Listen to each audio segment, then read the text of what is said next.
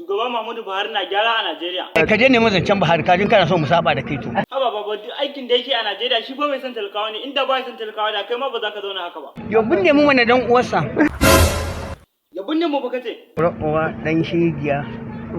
Waye? Buhari. Haba baba a ringa gode mu Allah.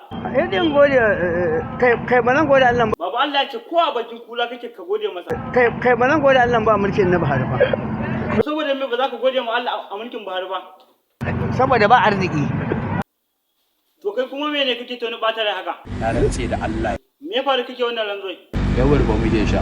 To kai ka gode mu Allah wani ne can ko ai samu din ma bai samu ba. Na rantse da Allah ido na idan 1000. Ba sai na kwace ta ba Allah ya tsine mu. Me kake tunani zai faru? Kai bala'i wai ka ji idan sa idan 1000 sai ya kwace ta kai to Allah muna iyaka da wannan abu. Ku ziyarci dan Alhaji MK TV da ke kan YouTube ku subscribe da ƙararrawa domin samun kayatattun interview comedy da kuma abubuwan da suke faruwa a duniya.